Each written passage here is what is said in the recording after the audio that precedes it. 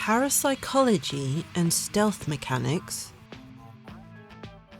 mixed into a sci-fi action adventure game may sound like overkill, but it's a great combination when done with the right proportions.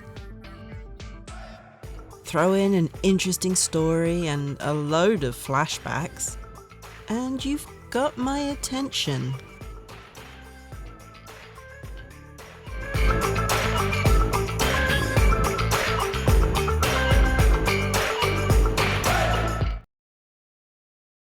Second Sight is a 2004 action-adventure game developed by Free Radical Design and published by Eidos Interactive. It was released on PS2, Xbox and GameCube, and PC a year later. It earned a 77 on GameCube, a 76 on PS2, a 75 on Xbox, and a 73 on PC. It was praised for having a great story and solid gameplay mechanics, with really good enemy AI. On the flip side, there was no replayability, and the game kinda loses its edge halfway through. This isn't a full in-depth review, but a taster of the game, so you can decide whether it's your thing or it's not. We start with a cutscene of us going in and out of consciousness, while security guards transport us somewhere. They seem to indicate we're a prisoner. That's nuts. You should have seen him before. Guess he won't be dating again. And like he's ever getting out. He's a psycho killer. Sweet, what'd he do? That's classified. Like you even know. Why do they keep these losers alive? The lab wants it. As what? A crash test dummy? Who knows? He's been wired up to a box all summer. And maybe he's curing cancer. Hey, did you see that? Do you think he can hear us? He can hear all he wants. Hey, Doc, more monkey juice over here. Yes. Be careful with that one. Then a doctor injects us with something, which makes us black out.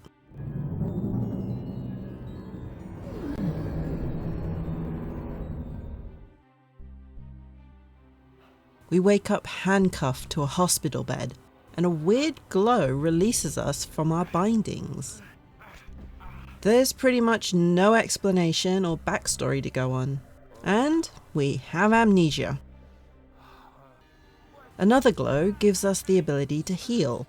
Then we try to escape the building.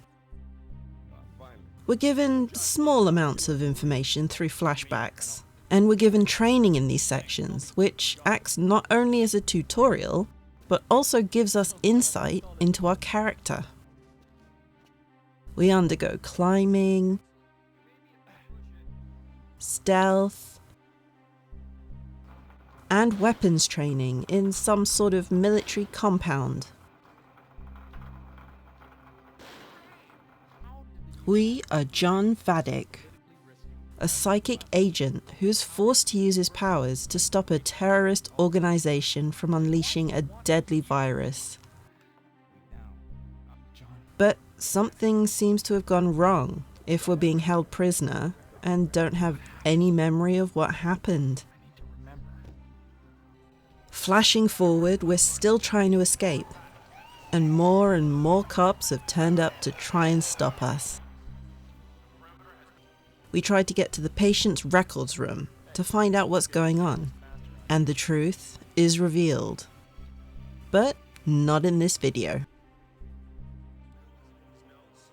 Something I immediately noticed and I wasn't too sure about was the fixed camera, but you can change it. I decided to stick with it so the game could point me in the right directions and show me things I might miss if I had full control over the camera. The mechanics Second Sight uses are easy to learn, and there are different ways we can approach any situation. Stealth is primarily encouraged, but if you mess up like I did a few times, we have combat skills and weapons we can use.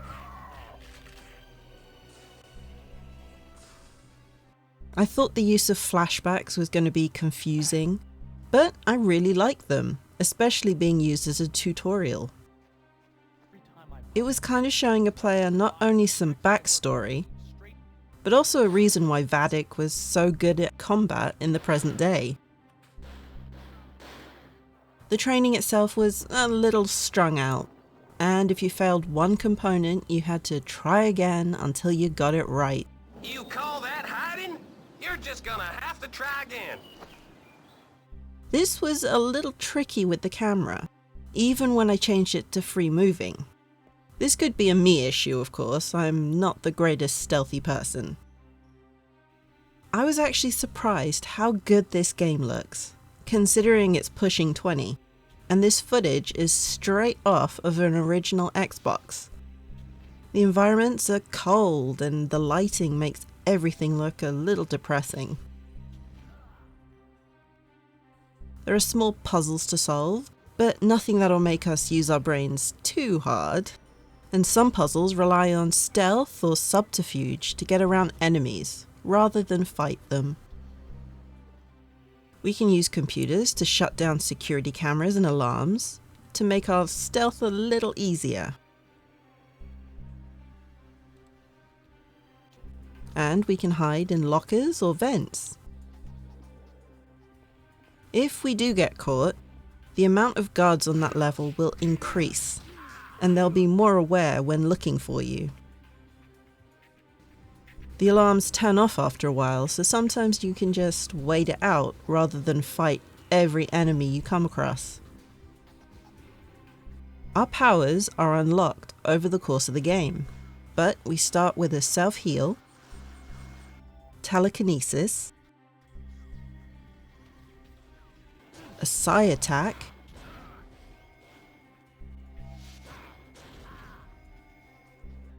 and invisibility. These all use psychic energy, and if we run out, we become stunned for a few seconds. It regenerates over time though, so we just have to be conscious of what powers we use and when we use them. The level design was a little confusing, as you had to check computers for a map and then remember which corridor to go down. Everything started looking the same after a while, and then enemies started respawning, which didn't help my confusion, as I couldn't tell if I'd already beaten these enemies or if they were new.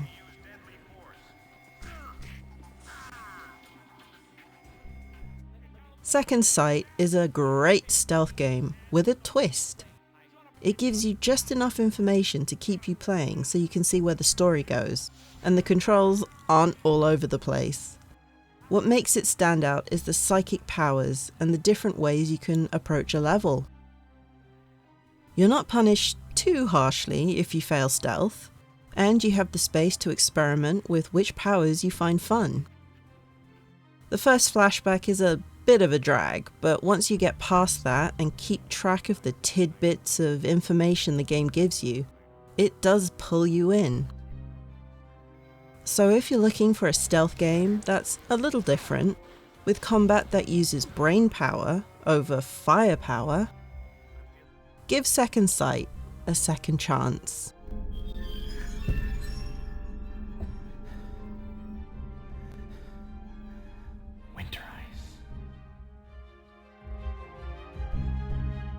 This was fun.